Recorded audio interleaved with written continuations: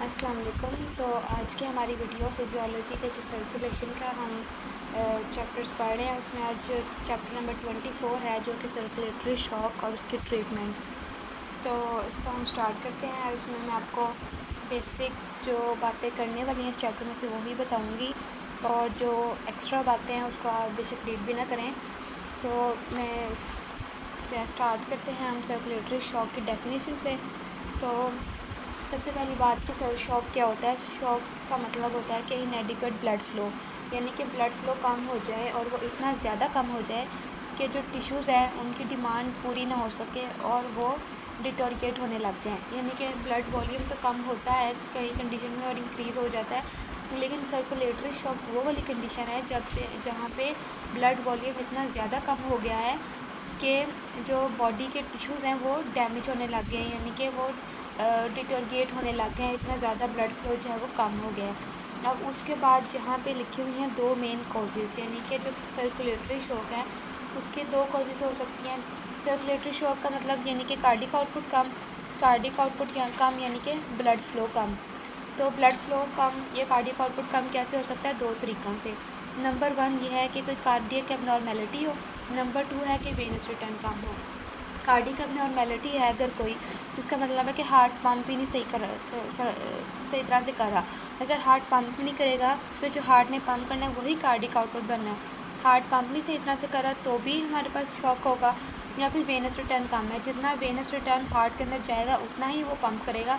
तो Venus return अगर कम हो या हार्ट के अंदर जो है वो सही ब्लड जा रहा हो लेकिन वो पंप ना कर रहा हो, इन दोनों कंडीशंस में जो है वो कार्डिक आउटपुट कम होगा और जो है वो टिश्यूज डिटोरिएट होने लग जाएंगे और बॉडी को हम कहेंगे शॉक में चला गई है।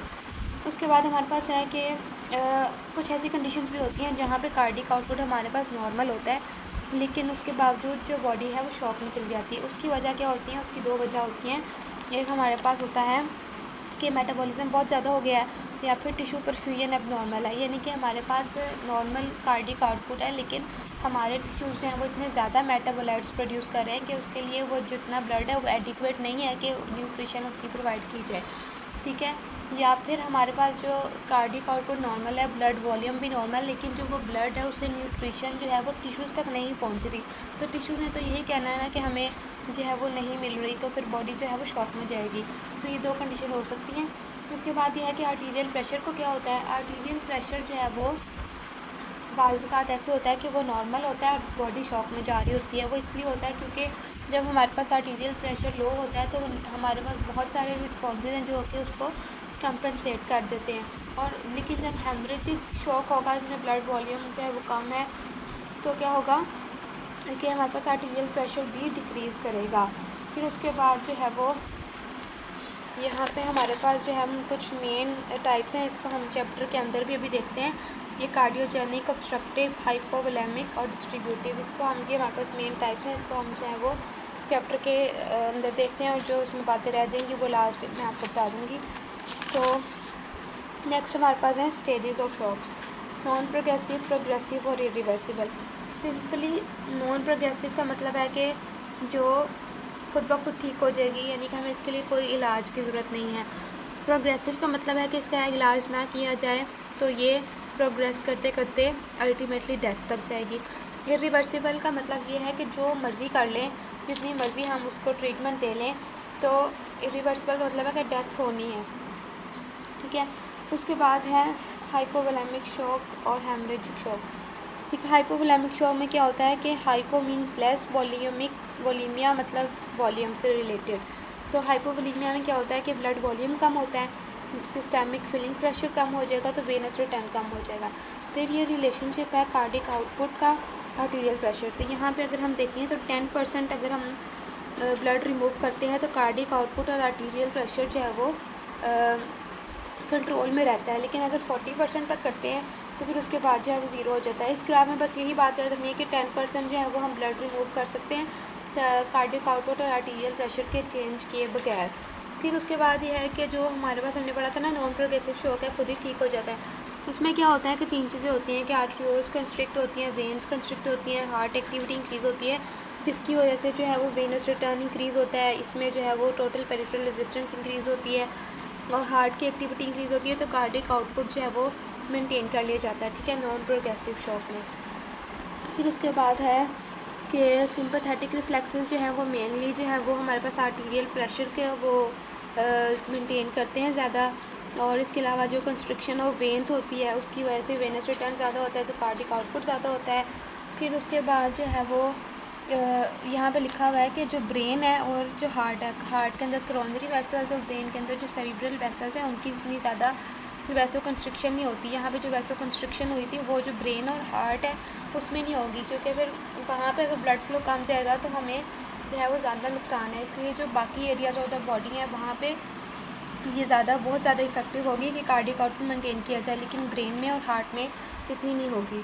फिर उसमें बाद यहाँ पे लिखा हुआ है कि इसको पढ़ने की कोई ज़रूरत नहीं है, वैसे इसमें लिखा हुआ है कि हमारे पास एक सर्टेन वैल्यू होती है, अगर वहाँ तक कार्डिक आउटपुट डिक्रीज़ हो जाए तो उसके बाद थोड़ा वो भी और हो तो हमारे पास जो है वो शॉक रिवर्सिबल हो जाएगा। यानी कि फॉर एग्जांपल यहाँ पर उन्होंने बताया है 45 mmHg तक जो है वो अगर आर्टीरियल प्रेशर लो हो रहा है तो फिर भी जो है वो सर्वाइव हो जाएगा। लेकिन अगर यानी कि एक ख़ास थ्रेशोल्ड वैल्यू समझ लें होती है, उससे भी ज़्यादा अगर आर्टीरियल प्रेशर डिक्रीज़ हो गया तो अल्टीमेटली डेथ होगी।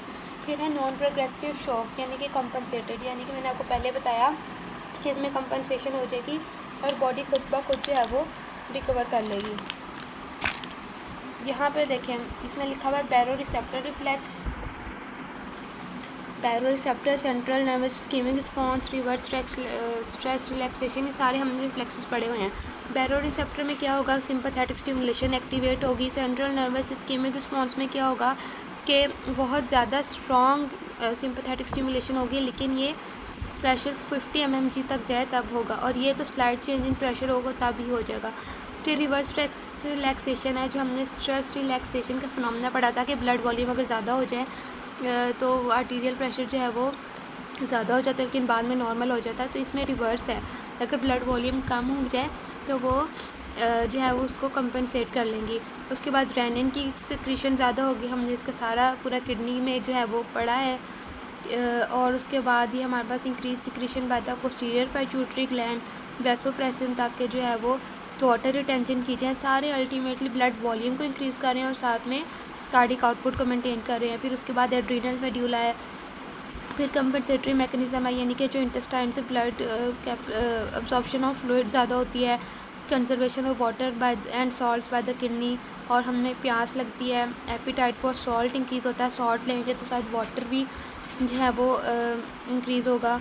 फिर उसके बाद ये सारी बातें लिखी हुई हैं जो कि नॉन प्रोग्रेसिव शॉक में आती हैं। इसमें कार्डिक आउटपुट, आर्टीरियल प्रेशर और ब्लड फ्लो जो है वो मेंटेन कर लिया जाता है। नेक्स्ट ये हमारे पास ग्राफ बहुत इंपॉर्टेंट है, यहाँ पे देखें तो सबसे पहले है कि कार्डिक आउटपुट अगर कम होता है तो आर्टीरियल प्रेशर कम हो जाता है। आर्टीरियल प्रेशर कम होता है तो सिस्टमिक ब्लड फ्लो कम हो जाएगा, यानी कि जो सिस्टम की वेसल्स हैं उसमें ब्लड फ्लो कम होगा। अब वो उससे क्या होगा कि कार्डिक न्यूट्रिशन भी कम होगी, बाकी टिश्यूज़ की भी कम होगी, ठीक है। बाकी टिश्यूज़ में कौन कौन से आते हैं, ब्रेन, वेसल्स और फिर टिश्यू इस्कीमिया होगा, ठीक है। ब्रेन अगर डैमेज होगी तो वैसोमोटर एक्टिविटी ख़त्म हो जाएगी, क्योंकि ये ब्रेन ने की होती है। वैसोमोटर एक्टिविटी ख़त्म है तो मतलब डायलेशन होगी, डायलेशन होगी तो वेनस पूलिंग हो जाएगी। यहाँ पे अगर न्यूट्रिशन वेसल्स को कम मिल रही है तो ज़ाहिर बात है वो भी डायलेट होंगी, और वो जब डायलेट होंगी तो उनकी कैपिलरी की जो परमिएबिलिटी वो इंक्रीज़ हो जाएगी और ब्लड वॉल्यूम कम हो जाएगा क्योंकि वीनस रिटर्न कम होगा। फिर वेनस पूलिंग इसमें भी होगी, और जो इस्कीमिया है उससे टॉक्सिन्स रिलीज़ होंगे, टॉक्सिन्स के रिलीज़ होने से कार्डिक डिप्रेशन होगा और ये पॉजिटिव साइकिल जो है वो फिर से स्टार्ट होगा। तो ये हमारे पास था प्रोग्रेसिव शॉक, ये हमने जो पढ़े थे ये हमने पढ़े थे नॉन प्रोग्रेसिव के, ये हो गया प्रोग्रेसिव शॉक। तो इसमें हमारे पास ये जो बाकी बातें लिखी हैं ये सिर्फ जो है वो ग्राफ को एक्सप्लेन किया हुआ है बेसिकली कि कार्डिक डिप्रेशन है, आर्टीरियल प्रेशर कम है तो कोरोनरी ब्लड फ्लो भी कम होगा, वैसोमोटर फेलियर है तो यही वाली बात कि फिर हमारे पास जो है वो वेस्कुलर डायलेशन और वेनस पूलिंग होगी। अगर तो हमारे पास ये जो लिखा है ना इंट्रावेस्कुलर क्लोटिंग, जब हमारे पास ब्लड फ्लो कम होता है तो ब्लड जो है वो जब स्पीड उसकी कम होती है तो हमारे पास जो है वो ब्लड स्टेसिस की वजह से इंट्रावेस्कुलर क्लॉटिंग शुरू हो जाती है, ठीक है। और जो हमारे पास है कि ब्लड एग्लूटिनेशन होगी और acidity of the blood increase हो जाएगी, क्योंकि जो थोड़ा ब्लड है वो सही तरह से कार्बन डाइऑक्साइड वगैरह को रिमूव नहीं कर सकेगा। फिर परमिएबिलिटी इंक्रीज़ हो जाएगी, टॉक्सिन्स रिलीज़ होंगे, cardiac depression by the endotoxin. ये हमारे पास है कि जब ब्लड फ्लो इंटेस्टाइन के लिए कम होगा तो एंडोटॉक्सिन की अब्जॉर्प्शन ज़्यादा हो जाएगी और वो मेटाबॉलिज्म को इंक्रीज़ कर देगा और कार्डिक डिप्रेशन होगा और इससे सबसे ज़्यादा इफेक्ट लीवर होगा क्योंकि वहाँ पे सबसे ज़्यादा मेटाबॉलिज्म हो रहा होता है। नेक्स्ट हमारे पास है जनरलाइज सेलुलर डिटोरिएशन, यानी कि जनरल क्या क्या होता है। 3 चीज़ें हैं कि एक सोडियम पोटेशियम पंप अगर इफेक्ट होता है तो सोडियम अंदर रहेगा और पोटेशियम बाहर चला जाएगा। माइटोकॉन्ड्रिया की एक्टिविटी ख़राब होगी, लाइसोसोम्स जो हैं वो जो है ब्रेक होंगे और जो है सेलुलर मेटाबॉलिज्म न्यूट्रिएंट्स यानी कि ग्लूकोज वगैरह जो हैं वो कम हो जाएंगे। जो हार्मोन्स हैं उनकी एक्टिविटी रुक जाएगी, इंसुलिन की 100% रुक जाएगी। ठीक है, फिर उसके बाद टिश्यू नेक्रोसिस जो है वो आर्टीरियल एंड पे कम होगी और वेनस एंड पे ज़्यादा होगी क्योंकि आर्टीरियल एंड पे फिर भी ब्लड फ्लो है और जो वेनस एंड पे बिल्कुल नहीं है और इसमें कुछ भी नहीं है। और ये जो है ना लिखा हुआ एसिडोसिस, यहाँ पे लिखा हुआ है कि जब पुअर ऑक्सीजन होती है तो एनारोबिक रेस्पिरेशन की तरफ बॉडी शिफ्ट हो जाती है, फिर लैक्टिक एसिड एक्यूमुलेट हो जाएगा और लो ब्लड फ्लो जो है वो ऑक्सीजन को रिमूव नहीं कर सकेगा तो जो कार्बन डाइऑक्साइड को नहीं रिमूव करेगा तो वाटर के साथ मिलकर कार्बोनिक एसिड बना देगी। ये सारी ये बात लिखी हुई है, जिसमें पॉजिटिव फीडबैक वही बातें जो हैं वो रिपीट हुई हैं। नेक्स्ट है रिवर्सिबल शॉक। इरिवर्सिबल शॉक में मैंने आपको पहले भी बताया कि जो मर्ज़ी कर लें तो हमारे पास जो है वो कंट्रोल नहीं हो सकता है। इसमें लिखा हुआ है कि हेमरेज हुआ तो ये जब रिवर्सिबल शॉक में बॉडी गई तो उसको हमने ब्लड अगर लगाया भी, ब्लड ट्रांसफ्यूजन किया तो blood flow cardiac output increase हो गया लेकिन फिर वो खुद ब खुद नीचे हो गया। इसकी रीज़न क्या है? इसकी रीज़न ये है कि जब हमारे पास एडिनोसिन ट्राइफॉस्फेट है जिसको हम यूज़ करते हैं एटीपी बनाने, जब एडीपी में कन्वर्ट हो जाती है तो हम उसका फॉस्फेट यूज़ कर लेते हैं। फिर एडीपी हमें दोबारा फॉस्फेट चाहिए होता है तो हम एडीपी से लेते हैं तो वो एडिनोसिन में कन्वर्ट हो जाती है। एडिनोसिन जो है वो सेल से बाहर चली जाती है और उसके बाद हमारे पास जो है वो एडिनोसिन नहीं होती कि हम दोबारा से एटीपी बना सकें, तो जो हार्ट है उसको एटीपी नहीं मिलती और फिर जो है वो हार्ट की जो पंपिंग है वो इफ़ेक्ट होती है और क्रिएटिनिन फॉस्फेट कम होता है और एटीपी जो है एडिनोसिन में कन्वर्ट हो जाता है। ये 2 मेन रीज़न्स जो हैं वो उसकी हैं इरिवर्सिबल की। फिर यहाँ पे हाइपोवोलेमिक शॉक का बताया हुआ है। इसके जो हैं वो कॉजेज़ हैं हाइपोवोलेमिक यानी कि वॉल्यूम कम, अब ब्लड का वॉल्यूम भी कम हो सकता है और प्लाज्मा का भी कम हो सकता है। इंटेस्टाइनल अगर ऑब्स्ट्रक्शन हो जाए यानी कि वेनस एंड पे फॉर एग्जांपल ऑब्स्ट्रक्शन हो गया तो जो वेनस ब्लॉकेज हो गया तो फिर क्या होगा कि जो इंटेस्टाइनल कैपिलरी प्रेशर है वो इंक्रीज़ होगा तो ज़्यादा से ज़्यादा जो ब्लड है वो बाहर आ जाएगा जिसके साथ प्लाज्मा प्रोटीन्स भी बाहर आ जाएंगी। या फिर हमारे पास स्वेयर बर्न्स हो गए हैं तो डिहाइड्रेशन या लॉस ऑफ प्लाज्मा हो जाता है। ठीक है, इसके अलावा स्वेटिंग बहुत ज़्यादा हो, डायरिया हो, किडनी एक्सेसिव लॉस कर रही हो या हम पानी कम पी रहे हों या एड्रीनल कॉर्टिक्स डिस्ट्रॉय हो गए इसकी वजह से जो है वो एल्डोस्टेरोन नहीं निकल रहा, वो सिक्रेट नहीं हो रहा, तो कोई भी वजह जिसकी वजह से हमारे पास ब्लड वॉल्यूम कम हो जाए यानी कि ब्लीडिंग हो जाए या प्लाज्मा लेवल कम हो जाए उसको हम कहते हैं हाइपोवोलेमिक शॉक। उसके बाद है न्यूरोजेनिक का मतलब है कि हमारे पास जो है वो ब्रेन का जैसे वेजोमोटर सेंटर है ना वो ख़राब हो गया जिसकी वजह से जो वेसल्स की टोन थी वो ख़राब हो गई है। जब वेसल्स की टोन ही नहीं रही तो वो डायलेट हो गई हैं। ठीक है, यानी कि उनको सिंपैथेटिक रिफ्लेक्स जो मिल रहा था वो बिल्कुल ही ख़त्म हो गया। इसकी कॉजेज़ 3 हैं, जनरल एनेस्थीसिया, स्पाइनल एनेस्थीसिया या ब्रेन डैमेज। ब्रेन डैमेज से तो डायरेक्टली पता चल रहा है ना कि सिंपैथेटिक एक्टिविटी नहीं होगी। इन दोनों में भी जो है वो अगर बहुत ज़्यादा दे दिया जाए ठीक है एनेस्थीसिया तो वो इससे हो सकता है। फिर एनाफिलैक्टिक शॉक और septic shock. Anaphylactic shock allergic condition है एंटीजन एंटीबॉडी की। जो एंटीजन है वो बेसोफिल के पास आती है, मास्ट सेल के पास, तो वो हिस्टामाइन रिलीज़ करते हैं। हिस्टामाइन वैसोडाइलेशन करती है, आर्ट्रियोल्स को डायलेट करती है और कैपिलरी परमिबिलिटी इंक्रीज़ करती है। तो इससे क्या होता है कि कार्डिक आउटपुट बहुत ज़्यादा हो जाता है, वैसोडाइलेशन बहुत ज़्यादा हो जाती है, लेकिन वो जो है वो ब्लड जो है वो में नहीं मिल पाता टिश्यूज़ को। सेप्टिक शॉक में ये हमारे पास जो हम पढ़ रहे हैं ना ये न्यूरोजेनिक, सेप्टिक और एनाफिलैक्टिक, ये तीनों टाइप्स हैं डिस्ट्रीब्यूटिव शॉक की। मैं आपको अभी बताती हूँ। ये जो हमारे पास है ये पहले तीनों टाइप्स जो हैं इन तीनों में कार्डिक आउटपुट कम होता है। ये जो एलर्जी वाला है इसमें कार्डिक आउटपुट ज़्यादा होता है। मैं आपको एंड में बताती हूँ। सेप्टिक शॉक, एनाफिलैक्टिक शॉक में तो एंटीजन था ना, कोई एलर्जिक रिएक्शन था, और सेप्टिक शॉक में क्या है कोई बैक्टीरिया ब्लड के अंदर आ गया है जिसने जो है वो बहुत सारे मसले खड़े कर दिए हैं, जैसे कि पेरिटोनाइटिस। इसके अंदर जो है वो जो है पेरिटोनियम की इन्फ्लेमेशन, या फिर जो है किसी भी तरह से कोई भी इन्फेक्शन है जो ब्लड के अंदर चला गया है ब्लड के ज़रिए, तो वो फिर किसी भी ऑर्गन में जा सकता है और वहाँ पे जो है वो वेज़ोडाइलेशन कर देता है।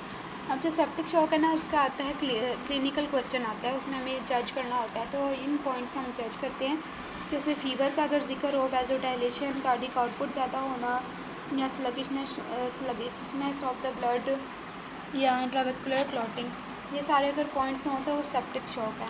फिर ट्रीटमेंट है। ट्रीटमेंट में रिप्लेसमेंट थेरेपी, यानी कि अगर ब्लड लॉस हुआ है तो ब्लड लगा दिया जाए, अगर प्लाज्मा लॉस हुआ है तो प्लाज्मा लगा दिया जाए, और जो हमारे पास है डेक्स्ट्रिन सोल्यूशन दिया जाता है as a substitute for the plasma. इसलिए दिया जाता है क्योंकि ये नॉन टॉक्सिक है, और इसके अलावा इसके अंदर क्लोराइड ऑस्मोटिक प्रेशर को मेंटेन करता है क्योंकि ये किडनी से फ़िल्टर नहीं होता। फिर हमारे पास ड्रग्स के अंदर जो है वो सिम्पैथोमायोमेट्रिक ड्रग्स दिए जाते हैं जो कि सिंपैथेटिक स्टिमुलेशन करवाते हैं। ये न्यूरोजेनिक और एनाफ्लेक्टिक में दिए जाते हैं। इसके अलावा हेड ऑन पोजीशन है, ठीक है। सर को जो है वो हम नीचे रखते हैं टांगों से, ताकि जो कार्डिक आउटपुट जो है वो मेंटेन हो। ऑक्सीजन थेरेपी इतनी यूज़फुल नहीं होती क्योंकि ऑक्सीजन का कोई मसला ही नहीं है। ग्लूकोकॉर्टिकॉइड्स दिए जाते हैं क्योंकि ग्लूकोकॉर्टिकॉइड्स जो हैं ये लाइसोसोम्स की मेम्ब्रेन को बचाते हैं, हार्ट को स्ट्रेंथन करते हैं। इसके बहुत सारे फ़ायदे हैं, ग्लूकोकॉर्टिकॉइड्स भी दिए जाते हैं। और बाकी ये जो है इतने इंपॉर्टेंट नहीं है। अब यहाँ पे आ जाएँ, एक तो हम टाइप्स लिख सकते हैं, रिवर्सिबल, रिवर्सिबल और प्रोग्रेसिव। और एक ये वाली क्लासिफिकेशन भी बनती है, इसमें कार्डियोजेनिक है जिसमें कोई हार्ट का मसला है, ऑब्स्ट्रक्टिव है जहाँ पे किसी जगह पर भी ऑब्स्ट्रक्शन आ गया जिसकी वजह से जो है वो कार्डिक आउटपुट कम हो गया है, हाइपोवोलेमिक जिसमें वॉल्यूम कम हो गया है तो इसमें क्या है कार्डिक आउटपुट कम हो गया है, पेरिफेरल रेजिस्टेंस ज़्यादा हो गई तो अल्टीमेटली मीन आर्टीरियल प्रेशर कम हो जाता है, ठीक है। और जो डिस्ट्रीब्यूटिव है इसके आगे 3 टाइप्स है, न्यूरोजेनिक, सेप्टिक और एनाफ्लेक्टिक। इसमें क्या होता है कि वेज़ोडाइलेशन होती है और कार्डिक आउटपुट जो है वो इंक्रीज़ होता है, लेकिन उसके इंक्रीज़ होने का फ़ायदा नहीं होता क्योंकि वो टिश्यू में परफ्यूजन नहीं हो सकती सही तरह से ब्लड की, तो टिश्यू को न्यूट्रिशन नहीं मिलता। So this is all about the cardiac shock. Thank you.